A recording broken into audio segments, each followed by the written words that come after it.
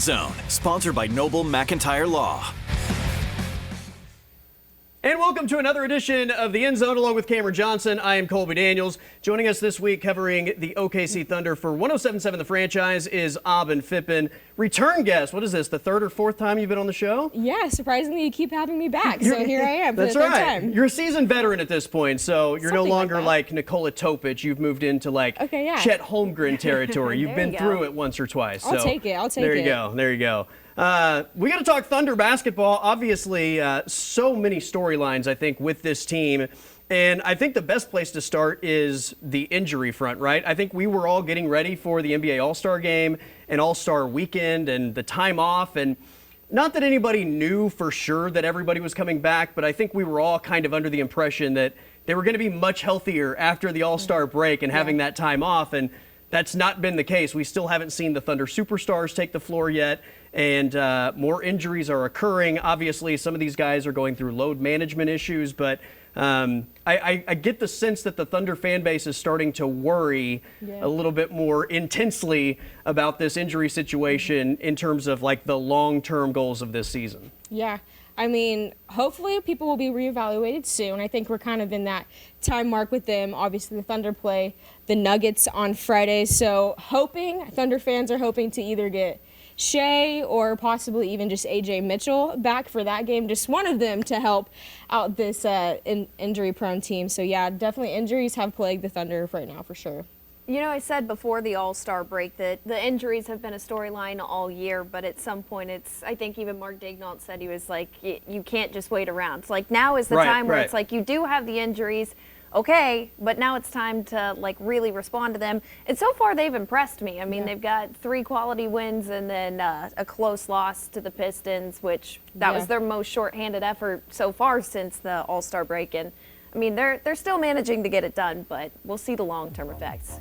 I mean, you never want injuries, but it could be a blessing in disguise in terms of the number of players that are having to sort of go through this adversity. Yeah. I mean, guys like Aaron Wiggins and Isaiah Joe and Cason Wallace and Jay Will. I mean, all these guys are having to play different roles than they're used to. Yeah, career high.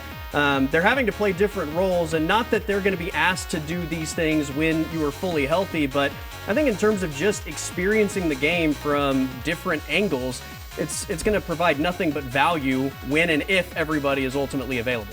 Yeah, I mean, you're having to ask players like Cason Wallace and Isaiah Joe to be playmakers, which, they're not usually used to, but have stepped up to the plate. I mean, the price for Cason Wallace is going to be going up the next season or two, and everyone's going to be bidding for him.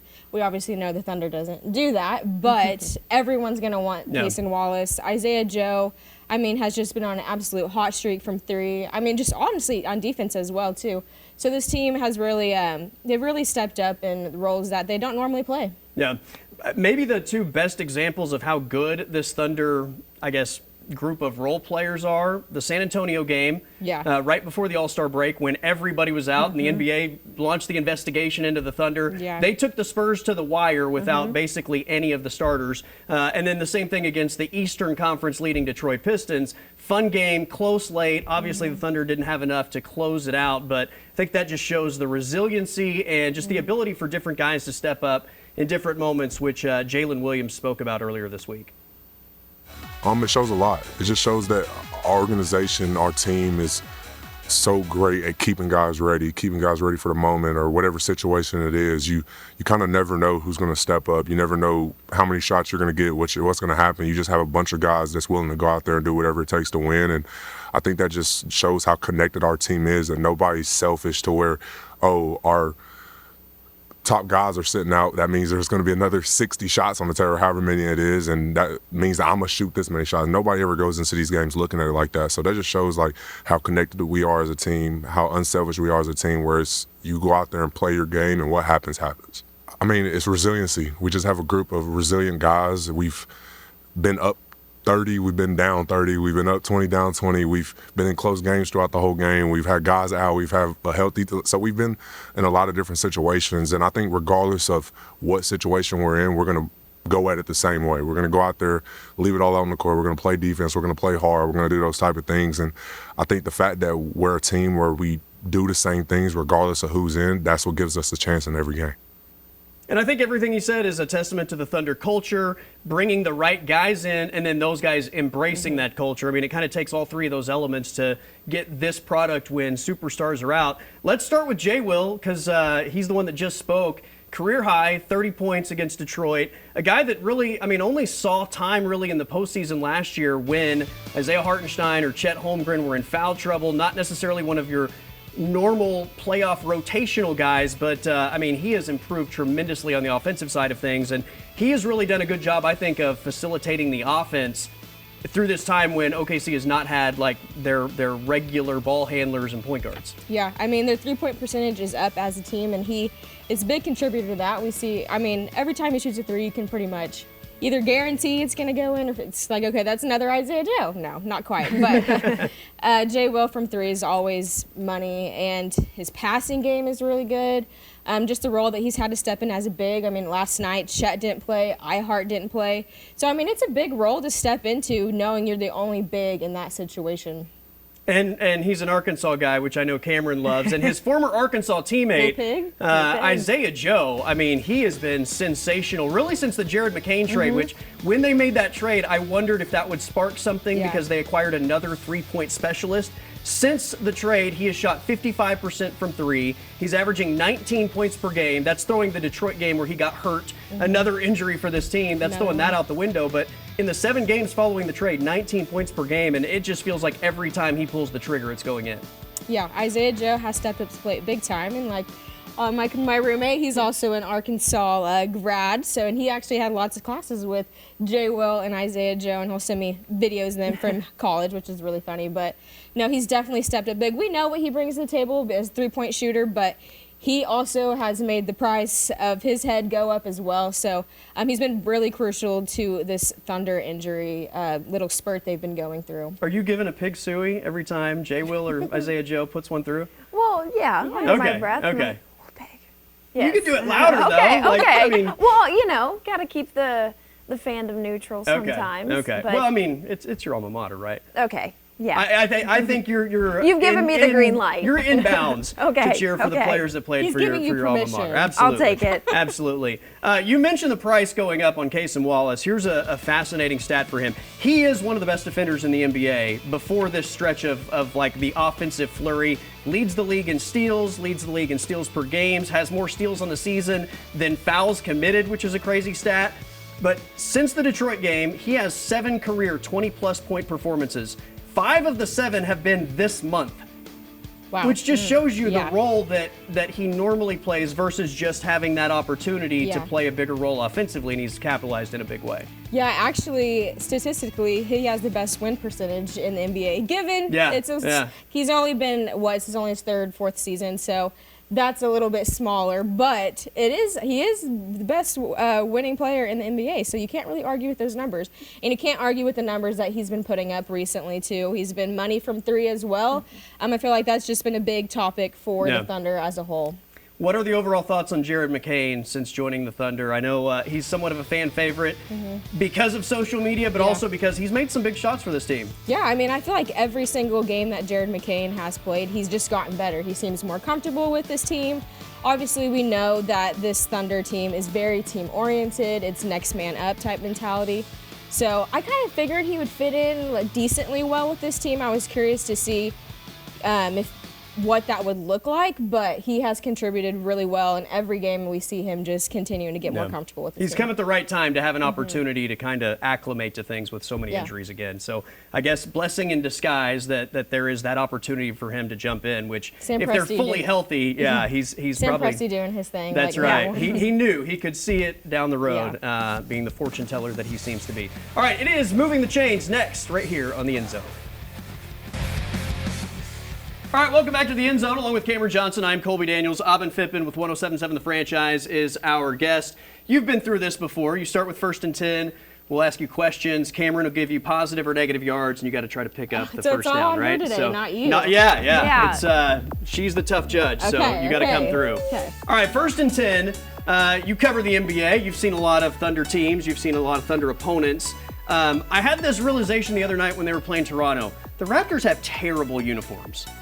I don't know if they're the worst, but they have terrible uniforms. So I'll ask you, what are the 3 worst NBA uniforms? Oh, I have to come up with 3? That's kind of hard.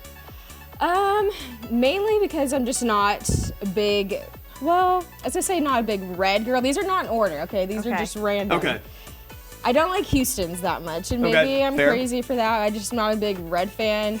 And I'm just doing this all based off colors and anything. Everyone probably is like, what is she saying? Another team I don't really like is the Lakers because that gaudy yellow, I just can't do the color. Again, color. I think it's just a color thing. It's a color thing, all right. I'm a throwback girl, so it's like I wish we could say best jerseys, then I give you the best throwbacks. Sure. Third worst, shoot, this is hard. A lot of jerseys. Maybe Sacramento. Okay. Not a big fan of theirs. Okay, fair enough. What are we thinking, Cameron? She's like, let's see. Okay, so you said down. Houston, Lakers, and Sacramento. Yeah. I think that's fair. Again, I'm kind of like her, trying to pile through all of the jerseys here. I think we'll play it safe, give you pick up a 3 yards on that. Okay. That's fair. Yeah, I mean, positive yardage. That's all you can ask for on Didn't first go down. back. So Didn't go back. 2nd and 7. All right, start 1, bench 1, and cut 1. Okay. Your options are Aaron Wiggins, Isaiah Joe, and Jared McCain. Ooh, this is hard. Okay, Isaiah Joe, Jared McCain, and Wiggins. I'm going to start Isaiah Joe just because I know how well he can shoot from 3.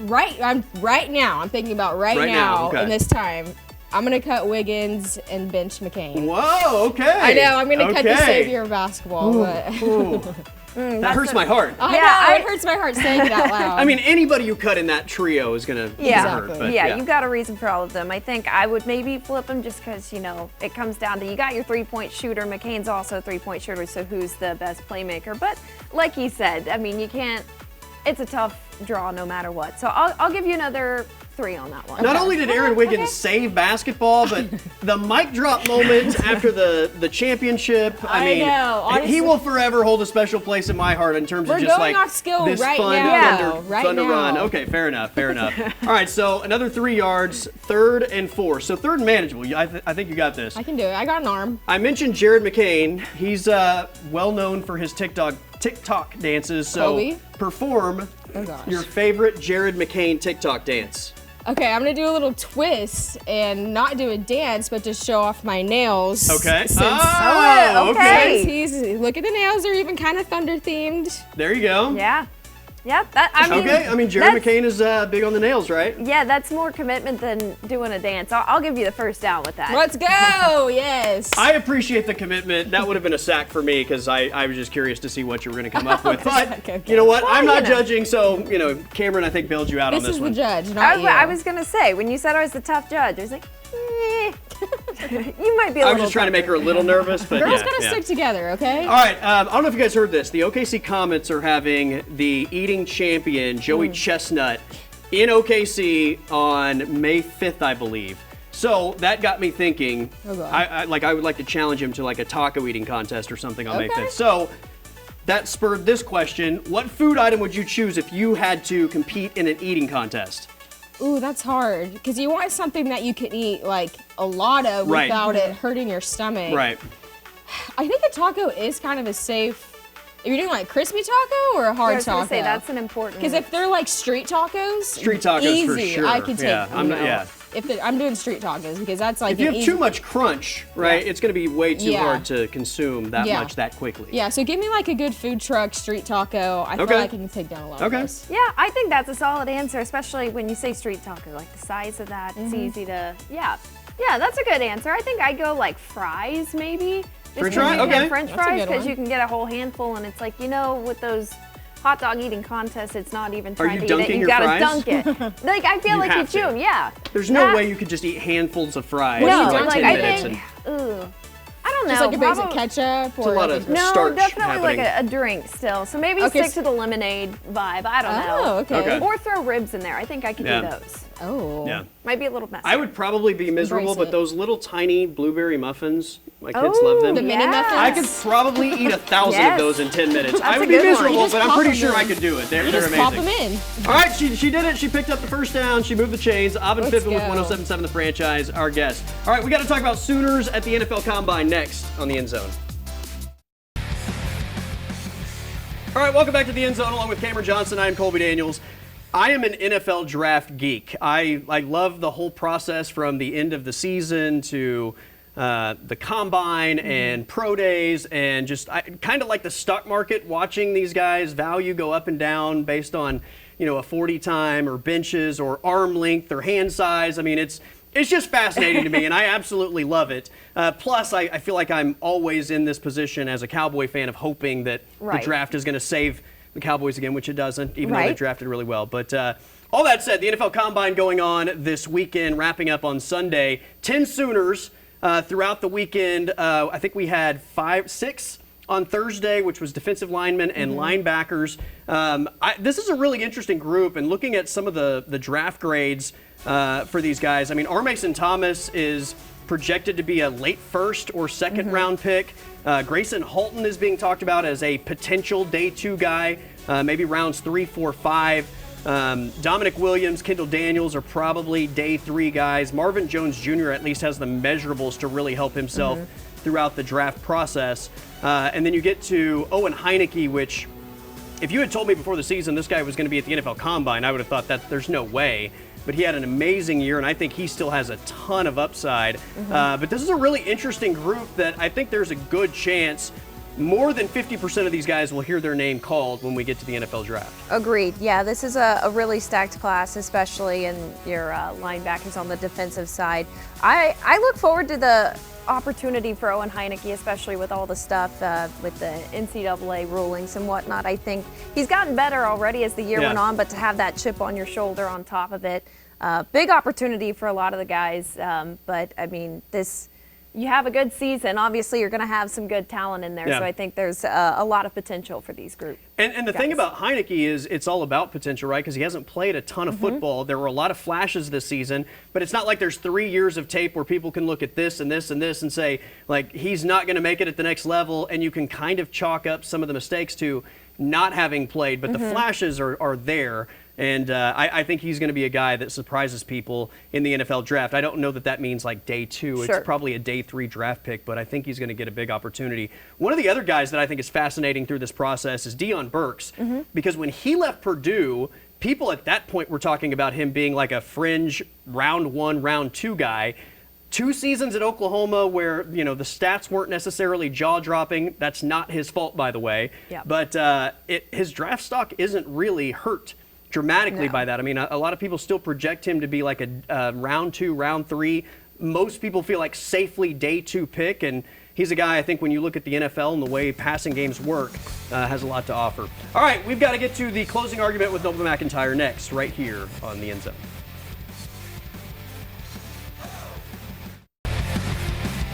All right, welcome back to the show. It is time for the closing argument along with Noble McIntyre, attorney at law. I am Colby Daniels, massive sports fan over here, so I'm really excited to hear this closing argument. All right. I've been talking about this all week. The UFL is debuting new rules this season. A couple of the more intriguing rules are a 4-point field goal for anything 60-plus yards. The other one is once you cross the 50 into plus territory, no punting allowed. So I think strategically, this would throw a massive wrench into the analytics books. They'd have to rewrite all those. But what's your take on the rule changes? Could these be applied to the NFL and college football? Oh, I don't think I don't like the 60-yard 4-point field goal for college, and here's why. In the NIL era, the big schools are already getting the best players, and all that's going to do is reward the teams that have the big NIL budget to go get somebody with a big leg. I have long said that the field goal rule needs to be this. Instead of rewarding distance, you need to reward precision. You need to give a chance for a team to declare before the field goal that if I can hit the upright, it's 4 points. If I make the field goal but miss the upright, it only counts as 2. If you miss it, it's still 0. Okay. So you have an opportunity to declare for precision that if you hit that upright, you can get 4 points. I've long said that should be the deal. The other thing I say, and this isn't what the USFL is doing, is that 2-point conversions have been from the 3-yard line. And if the other team can run it back, it's 2. Yeah. I think there ought to be a 3-point conversion from the 15-yard line. If the other team intercepts and runs that back, it's 3. And so there ought to be 2 different convert 2 or 3 point conversions at the end of a touchdown. I absolutely agree with both of those. I am on board for the 4-point field goal. And to your point, I think if we can do a grid that narrows the goalposts and has distance, you can put different calculations on the number of points made for a field goal. I mean, look, nobody really wants to see a field goal kicked. We all want to see them go for it. But if you have the opportunity to spice that play up, who's not in? Look, we've all seen the guys hit the upright. That's right. I want to That's be right. rewarded for that now. I want to be able to declare it in advance. And if I have a kicker that is precise, you can hit that upright, it should count extra points. Like the old Michael Jordan, Larry Bird commercials, right? Off the upright, nothing but net. Perfect. I'm there on we go. board. That is the closing argument with Noble McIntyre. I'm Colby Daniels. We'll do it again next week.